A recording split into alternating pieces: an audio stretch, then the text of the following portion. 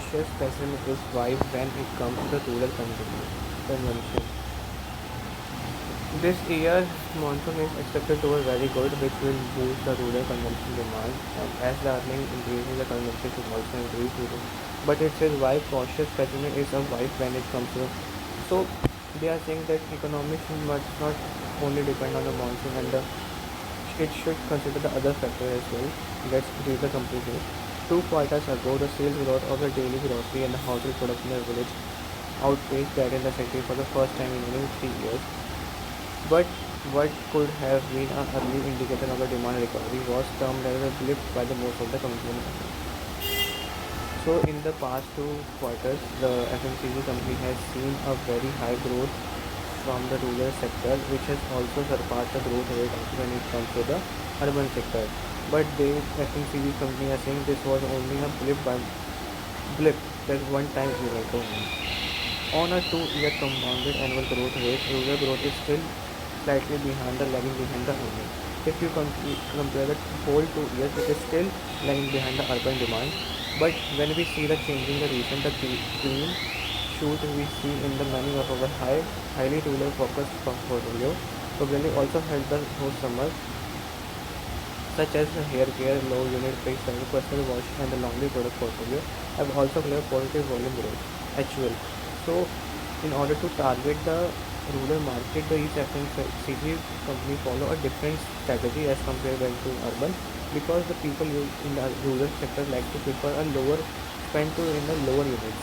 So they make a lower packaging unit, like for shampoo, hair oil, they make a lower unit. Also, they follow a door-to-door market campaigns and making the advertisement in their local languages. So these are the different strategies which FMCG company follow to target the rural audience. The demand, they are saying that the demand as compared to the 2 years data is still growth rate is lagging behind the urban rate, but the past 2 quarters only has shown a good recovery rate from the rural demand.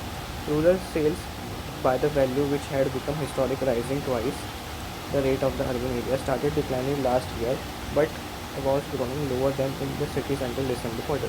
So why cautious and the pessimist when came to the final result? Historic numbers bear witness. Both the consumption by the volume as well as spending in the rural areas are about 40% lower than compared to the urban area. So it lagged 40% below the urban area. According to the latest data, also the demand for the FMCG consumer goods in the rural India over the past 2 decades have been largely driven by the increased population and not by the consumer. So the increase in the demand has coming from the increase in the population in the rural area rather than the increase in the spending of the person with the community. There are two factors that should consider in the volume growth. One is volume, second is the expenditure. The volume growth is not good in the long run, but the expenditure per person is the growth in the expenditure per person is something which is considered to be good for the driving the demand. The compounding, and they are saying that it lags 40% below the demand, 40% or about 40% lower. So they are 40% below the urban demand.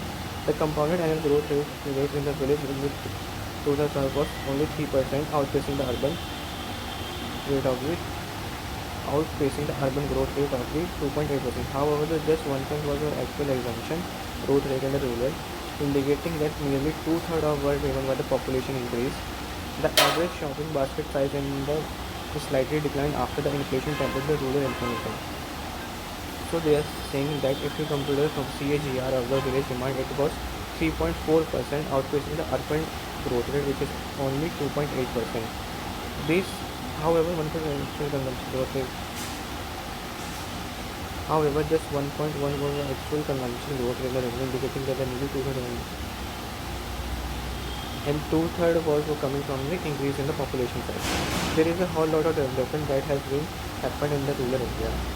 LPG, liquid pipe, petroleum gas cylinders, electrification, two-wheeler, telecom.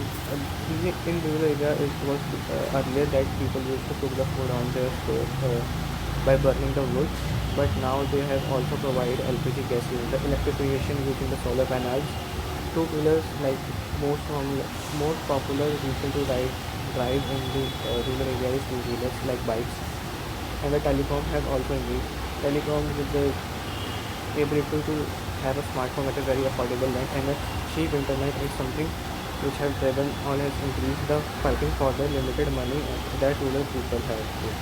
So for the focus on the FMCG has remained as it is and not excited the consumer to spend more. So they are saying that there are multiple options which are available to the rural people, and these area has taken their spending and the FMCG still remain the last. Now the people are spending, rural people are also spending more in their smart electrification than doing building a good houses, two-wheeler, telecom and LPG. And they rank the FMCG still last. There are no much higher demand coming from the rural area for the FMCG. Migration is also made it way with the rural household size and with the more than 5 members observing a decline over the. In addition, the part of the rural income is also going to saving, reflected by the 10 times surge in the saving bank account. In addition, part of the rural income is also going into the saving, reflecting by the 10 times surge in the saving. So they are saying that instead of spending more, the rural people are also saving, and which is the 10 times increase in the saving habit. To concise what we have till now, that though the rural demand has shown a good return in the past 2 quarters, but it is still lag behind the rural area. If you compare the 2 years CAGR, the demand in the rural is still behind the urban areas, and they are saying that the recovery is kind of a blip, which is a one-time event and not maybe maintained in the future. They use different marketing techniques in the rural areas, and they are saying that increase in demand is coming from the increase in the population rather than an increase in expenditure and the basket size. Also, among the different options to spend for the rural areas like electrification, LPG, smartphone, telecom, two-wheelers, they still FMCG ranks the last. Yet Kantar expected rural growth is 6.5% in the financial as compared to 4.2% in the urban area for the FMCG, excluding the wheat and atta. Why really could trigger a growth rate nearly double to it? So they are saying that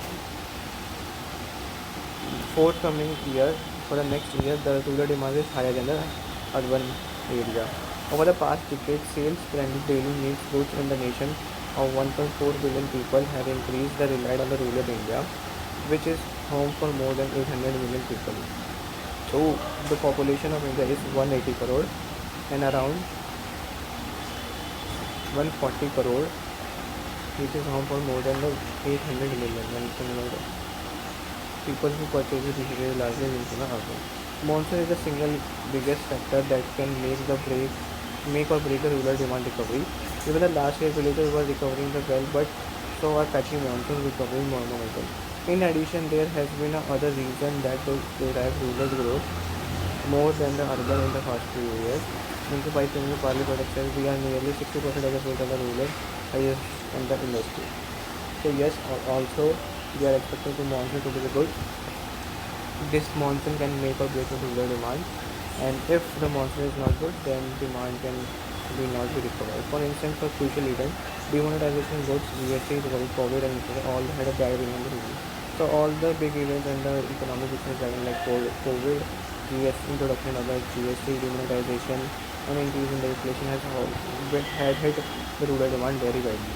Companies also said the sensitivity of the government towards the driving consumption in the recent budget board as well for the rural sector, because the investment into the rural housing or the other ways of creating the employment through the infrastructure spending should help the infantry.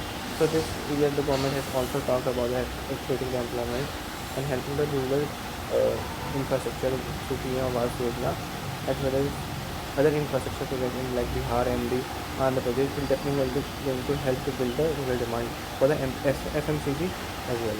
The government decision to allocate 2.6 lakh for the rural development, including the rural infrastructure, has continued focus on the rural infrastructure, are a big step in the right direction. These measures will be boost the consumption. So in this budget, the government has allocated 2.66 lakh for the rural development, out of which 1.5 lakh is for the agriculture sector. And in the agriculture sector, they have proposed different schemes. Like first was for the aquaculture, shrimp farming. Last it was talking in the 220 budget. Now they have also talked about the same planning. Second was is digital, digitalizing the records of the farmer as well as the land records so that the government has a complete record of them.